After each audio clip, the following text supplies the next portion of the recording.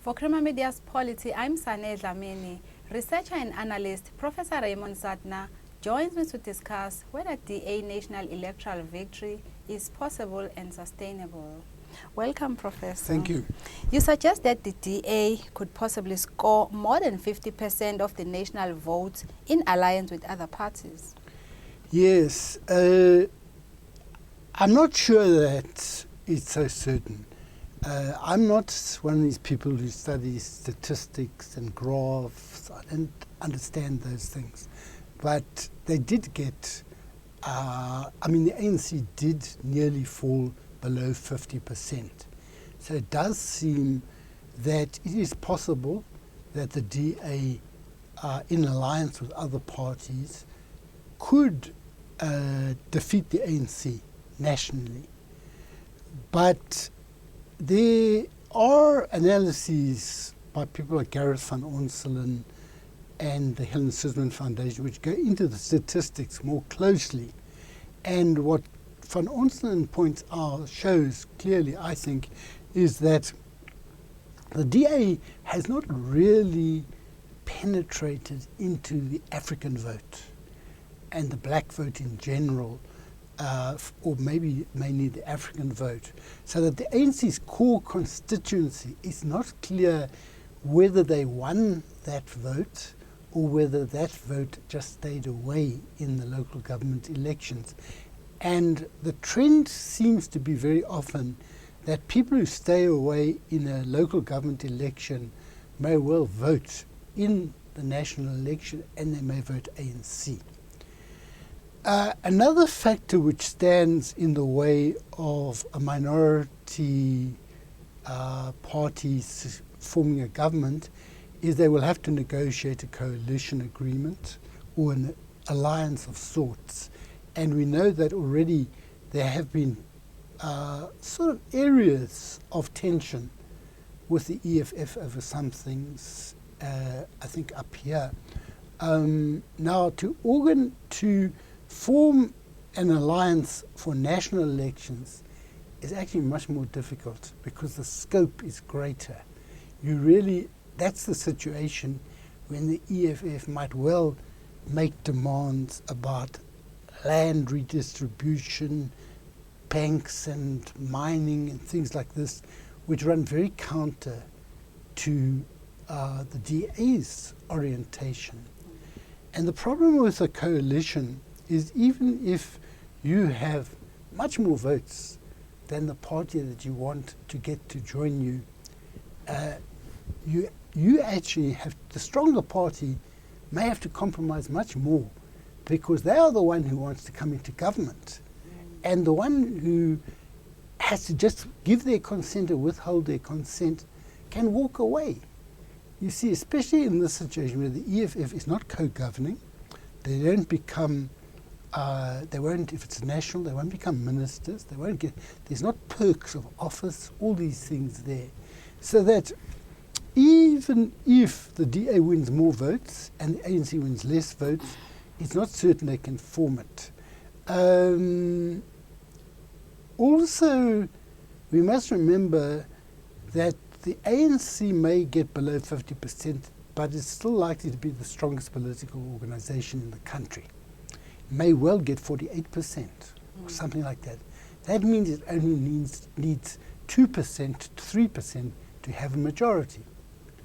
But then you have the same problem I pointed out, that the party that they try to woo, even if they've got 3%, say they're the Freedom Front Plus or COPE, can hold them hostage because they need them. Without them, they can't rule, and consequently, negotiations for coalition may be very, very difficult, especially since the ANC has been ruling and has been reluctant to do this, that, and the other. Like the Freedom Front Plus can revive this idea of a white homeland, all sorts of things that were mentioned at the time of negotiations. ANC didn't really deliver on them. And if they find themselves in this situation, a lot of undertakings that they made may come back to haunt them, as is happening with the AIC in regard to Matatiele. Maybe they didn't, they made a promise and they didn't take it seriously. And maybe only one or two people made the promise, didn't go through the national executive and all this sort of thing. But if AIC withdraws from Ekurhuleni and Rustenburg, the ANC loses those councils. So it's quite complicated. It's not for me certain that the DA can actually pull it off, nor is it certain that the ANC could pull it off, so one doesn't know what can happen. There's a lot of instability, political instability in South Africa at the moment. This is one of the areas. You also say that the DA, even if it was to form government, is not acting in a manner that makes it likely that it will win over ANC supporters on a sustainable basis. Yes, well, I indicated that in the eyes of very many people, the DA still holds this image of a white party, even with an African as the leader. And it has a certain, it projects itself as being very efficient, as getting things done, and it may be true, it may be exaggerated, but being efficient is not the same as being compassionate.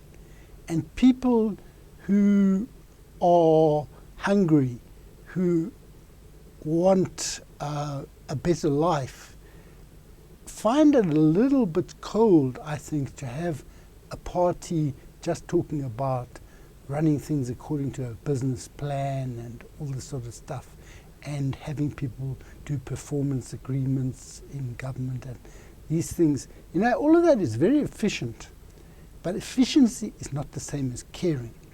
Now, the ANC has done very well in general with regard to social grants in terms of holding people above absolute poverty.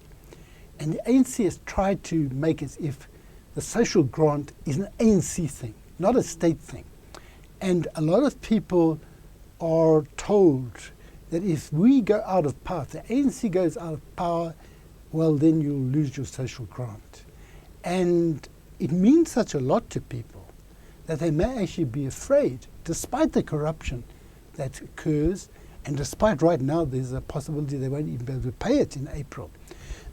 Despite all of that, sometimes people who are holding on to something for survival may prefer the devil that they know to taking a chance.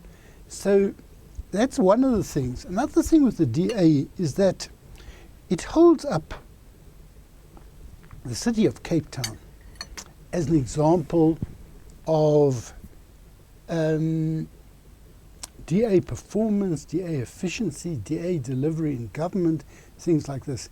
Now, it's not only Cape Town, it's also places like Stellenbosch. Go to Stellenbosch, it's a very wealthy area. The place is really clean and well looked after and all of that. But in both Cape Town and in a place like Stellenbosch, amongst other places, you have the white areas and you have the black areas. You have around Stellenbosch, you have a lot of these people who are like down and out from the DOP system, where they give them wine partly in payment. It's supposed to have been abolished. It's passed down from generations, and you see these people who are really down and out. They're part of Stellenbosch, but they're not part of the benefits of Stellenbosch. You can go further up inland, and you will also see the situations, places that were mission stations. You'll see the situation where the white life may be very, very wealthy, and amongst the coloured people, it's people suffering from a DOP system. Obviously not everyone, maybe not the majority. And if they're Africans, they're just sort of like in the background somewhere. So the DA has to conquer or overcome the image and maybe it is a reality that in the areas where it governs, it has not been very fast to address social inequality. And the time bomb in South Africa is social inequality. Neither the ANC nor the DA has tackled it adequately.